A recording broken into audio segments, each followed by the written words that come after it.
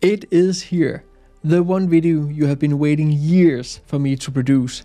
How to make absolutely epic photos with any lens, not just the wide angle lens, but also the standard zoom and the telephoto. Here I'm exactly talking about those impactful photos that hit you in the face like a runaway freight train. And as an added bonus, also usually does really well on Instagram. As always, I really like to structure my videos, so in this case it is 5 steps to take epic landscape photos with any lens.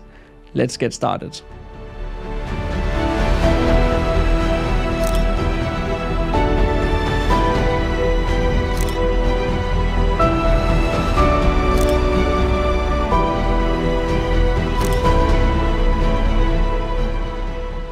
To take epic photos, the biggest favor you can do to yourself is to go to epic landscapes.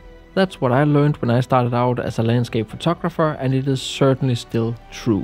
That said, if you don't know what you're doing, you can easily risk taking not so epic photos in an epic landscape, and it is certainly also possible to make epic photos in not so epic landscapes. The thing about going to epic landscapes, and here I specifically think about mountainous and dynamic landscapes with valleys, waterfalls, lakes and so on, is that the landscapes, due to their visual impact, are generally doing most of the work for you. Now, I can hear everybody out there start complaining they don't have a mountain in their backyard, but don't you worry, I'll try to solve the problem for you. Firstly, the airplane, train or bus are all invented. Borrow your parents' car, borrow a car from a friend, or team up with other photographers. There are plenty of possibilities, you just need to seek them out. I had to plan for weeks, find sponsors and make underpaid videos about gymnastics, clothing and equipment, borrow my parents' car and more or less sleep in the engine room of a ferry to afford my first trip to Iceland. It took time and a ton of effort. I just wanted it so badly, but I made it and managed to take some epic photos and shoot some epic video content for my first YouTube videos, and the rest is history. So once you've got your butt to an epic landscape, it's time to get to work. Firstly, as I always say, you want a subject. Think of whatever scene is in front of you as a theater stage. The stage itself can be beautiful, but you want some actors on that stage to tell the story. And even though I use a theater stage as an analogy, we are not writing Shakespeare here. Keep it simple. 1, maybe 2 subjects with some supporting characters. And to stick to the theme of epic landscapes, it's definitely beneficial to have a larger-than-life main subject, therefore a mountain, or a sea stag, or a waterfall. The following applies to all subjects, but let's use a mountain as an example. It will make or break your photos if you end up photographing boring mountains. We want epic mountains. So what's an epic mountain, you ask? You will maybe be surprised to hear that the size of a mountain is rarely the determining factor for making an epic photo. Mountains can actually be way too big. When was the last time you saw an epic photo of Mount Everest? Yeah, it doesn't really exist. It is much more about the shape of the mountain. We want dramatic and characteristic peaks, mountains that stand out in the landscape. We want something unique and interesting to look at. And yes, that sometimes include famous locations. After all, they did get famous for a reason.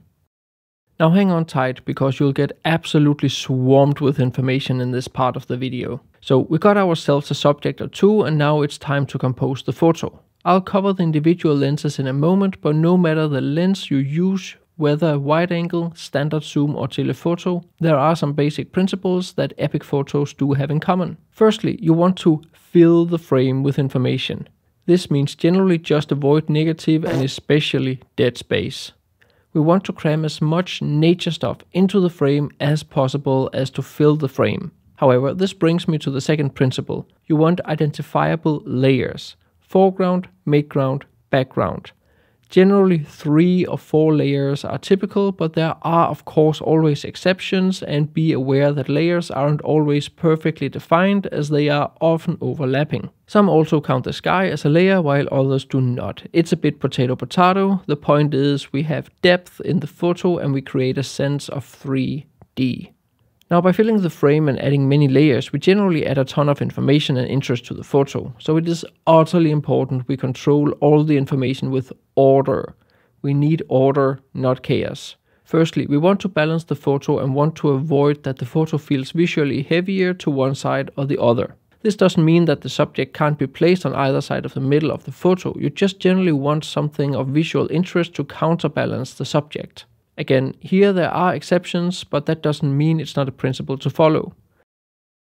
The basic principle of only including in the scene what you want to show is also still highly relevant, and by controlling this and making decisions about the amount of layers in your photo, you should in principle still end up with a relatively simple photo despite having filled the frame with information. And that's really important to notice. Even though the photo is interesting to look at from edge to edge, it should still be relatively simple so the individual parts of the photo can deliver maximum impact. Clean edges, how to turn your subject, leading lines, repeating patterns and so on are also basic compositional tools you can apply. If you struggle with composition in landscape photography, be sure to get my 2 easy to read ebooks on exactly that topic. Each ebook has 9 chapters covering a compositional tool and final chapter summarizing what we covered in the ebook. There's a link in the description of the video for both of them. One thing your gear can't control is the weather, and I want to emphasize just how important the weather, the light and atmosphere is in epic photos. You can always start with the golden hour. The golden hour is famous among landscape photographers for a reason. It's here we get that soft light that paints the landscape in colors and creates interesting and soft contrasts. It's during the golden hour we can get that gorgeous and dramatic backlighting that makes the sky explode in colors, outlines our subjects and makes the atmosphere glow. For the most dramatic effect, a local cloud cover with a gap at the horizon that the sun can shine through works perfectly. Before sunrise and sunset you can get clouds lit from below, and when the sun breaks through you get light on the landscape, which will make the sky appear dramatic and dark. Seek also out days with changing weather, wind and showers. During these days you can get incredible dappled and local light on the landscape, rainbows and sunbeams. All phenomena that looks absolutely epic and creates both drama and interest to your photos. Simply just look for your local weather forecast, and when they mention showers, get out. And I'll definitely also highlight days with blech weather. Wind, rain and generally weather you do not want to get out in usually makes for some incredible photos. However, if you really want to up the game and make something extraordinary epic, photograph at night. The Milky Way makes for an incredible subject, and it's easy to incorporate in different landscape compositions. If you have access to the auroras, it's even better as they are such a rare and elusive event, and if it's summer you can see if you can catch the incredible noctilucent clouds. So, to summarize, get out in interesting weather, photograph interesting events such as tornadoes or volcanoes, all the stuff normal people do not see. It's basically everything else but milky white cloudy overcast days or days with blue skies. Although there are of course exceptions, just as in this photo taken on a blue sky day, but more about that later. So on to what the individual lenses can do, and let's start out how to make epic photos with a wide angle lens. Here I'm thinking about lenses like a 12 to 24, 16 to 35 mm or something like that. As you may know, a wide angle lens makes everything in the foreground disproportionately bigger than the background relative to how we as humans usually perceive the world. This can create some skewed effects that dramatically emphasize depth, where it seems like the foreground is being puked out into the face of the viewer. And that is highly beneficial if you want to make epic photos. To create this effect, you generally want to bring your camera close to the foreground. Between a few centimeters and half a meter is not uncommon. Really get down close to whatever foreground. The smaller the foreground, the closer you need to be. This also means you'll likely need to shoot with a closed down aperture such as f16 or focus stack the photo. It is all about finding and using that one interesting foreground that complements the background. A thing to be aware of is a wide angle lens take in a lot of the surroundings, and if you want to simplify your photos, it can be beneficial to photograph in vertical format. Before I talk about the standard lens, I'll talk about the telephoto, because the standard lens needs to be seen in contrast to the telephoto and wide angle. And by telephoto I mean something like a 70 to 200 or 100 to 400 mm lens, or thereabouts. To get absolutely epic photos with the telephoto lens, it is not enough to just point it at an epic mountain, snap and call it a day. As with the two other lenses, you need the layers and a sense of depth. Your job as the photographer is to place yourself optimally relative to the landscape in front of you and create what's called perspective compression. This means you back away from your subject and then use the telephoto lens to optically zoom into the scene and crop the field of view. By using these techniques and you place the camera optimally relative to a foreground and background, you can make the background ginormous relative to the foreground and really show the epic size of nature. This is by far my favorite way to use a telephoto lens for landscape photography. When it comes to the settings, I generally just aim to have everything in focus, so I often shoot at f16 on a tripod to help keep the camera still. You can create this effect with a wide angle or standard lens. In this example, it is a 28mm drone photo, but instead of cropping the field of view by optically zooming in, you'll have to crop the photo in post-processing with the drawback of throwing away pixels, potentially harming the image quality. However, if that is your only option for creating an epic photo, you gotta do what you gotta do. Where the standard lens stands out, and by standard zoom lens I mean something like a 24-70, 24-105 or something like that, is you cannot rely on a specific effect of the lens. You will not get the depth distortion from the wide angle, and the perspective compression you can benefit from with a telephoto is limited with the standard lens. You will have to rely more on the scene itself, the weather conditions and your compositional skills. And in regard to composition, the best practices I talked about earlier with 3 or 4 layers and a strong subject are just as important when using the standard lens as when using the 2 others. So a standard zoom lens is special in the sense that it actually gives you a decently normal look to the photo, and that forces you to work for it and seek out scenes with weather of interest. And placing a small human being in the scene usually works wonders too. The common factor for most epic photos when it comes to post-processing is contrast and controlling the colors of the sky. You need to add contrast, but you also need to preserve the highlights of the epic sky and the shadows of the foreground. So generally I reduce the highlights, up the shadows of most of my photos, and then I add contrast. I generally also add so much contrast that I have a white point and a black point. A white point is where a section of the highlights is just on the brink of blowing out, and a black point is a section of the shadows where the blacks are almost as black as they can be. You can control this in Camera Raw or Lightroom by holding down Alt while dragging the whites or black sliders when you get the warning you have made a black or white point. I will also make it completely clear that although that grungy HDR look is impactful, I still insist that it's more important to edit a photo in a realistic way, where you respect the light and natural shadow areas aren't brighter than natural highlight areas. A shadow area that's brighter than its light source just doesn't make any sense in reality. And if you want to learn all my editing techniques and fully realize the potential in your epic photos, there's a link and a coupon code in the description of the video where you can get $45 off when enrolling in my huge 30+ videos from beginner to advanced post-processing course, Photoshop for landscape photographers. The course is designed in a way so you can use either Camera Raw or Lightroom as your raw converter and then finish up in Photoshop and bring the photo back to Lightroom. Check out the link in the description. I generally use luminosity mask in Photoshop to target and control specific parts of a photo, and that is how I generally get that final and very precise look that I want. And we'll remember the photo with the not so dramatic weather?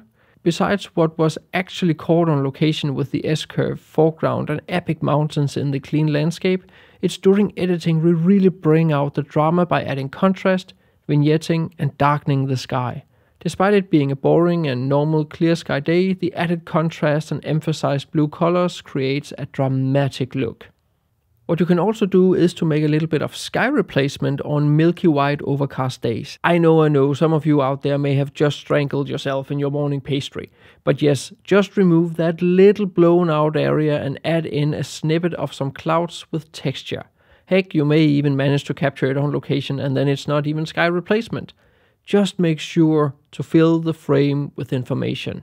So as a 6th and final bonus step, you always need to finalize your photos, and why not do that in an epic way too? Uploading it to Instagram, not so epic. Homepage, good, but we can do better. That's like an example as a print there in the back. But look at this bad boy. It's actually really big and heavy.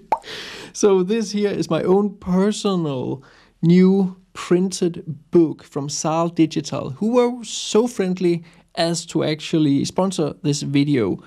But look at this. Let's take a look at a better place.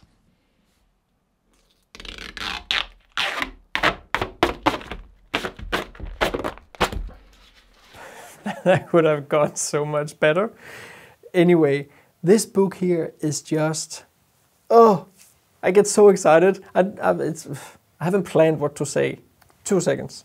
So what I was trying to say is that SAAL Digital has been so nice as to sponsor this week's video, and oh my, this is their professional line of photo books. This one here is like the biggest of the biggest they have on their super gloss paper, and as you can see, it just looks so good.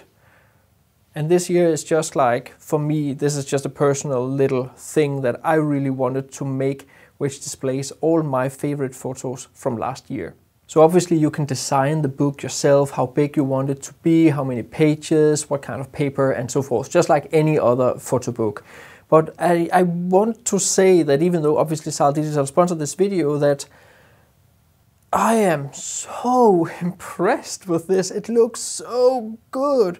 Like, I can honestly say, like, if you look at these colors here from these rapeseed photos, they look exactly as I wanted them to look, and how they look on my screen. Obviously this is print and the screen is more bright than print is, but nevertheless they look, the color work is phenomenal, the contrasts, everything, it just looks so good. So if you want to make a book like this yourself, I can highly recommend it. SAAL runs different coupon codes all the time that you can jump on and use, and definitely look into their professional line. Just looks...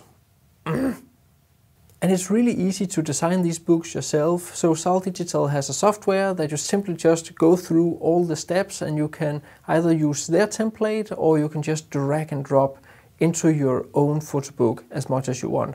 It took me only a couple of hours to put this together. So it's actually just a really professionally made book. I guess that's why it's called the professional line. But you can use it as a portfolio book, a memory book, a vacation book. There are a lot of different reasons why you want to make a photography book. And as you could see, it's a lay flat, so you actually get straight prints and not those bended ones that you see on some photography book pages. There's no logo or barcode for SAAL Digital on the book. And as you can see, like the front cover here, really nice acrylic front. Not to mention the gift box that you can add to, obviously, for a bigger price.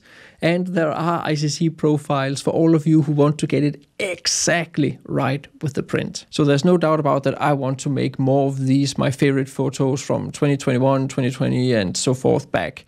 And I can definitely recommend to get it done because it looks amazing. There are links down in the description for SAAL Digital for both the US, UK and EU shops where you can go and make them. It's super easy, just follow the links. So as always, I hope you enjoyed this video, you learned something, got some inspiration, or else just head out and take some epic photos.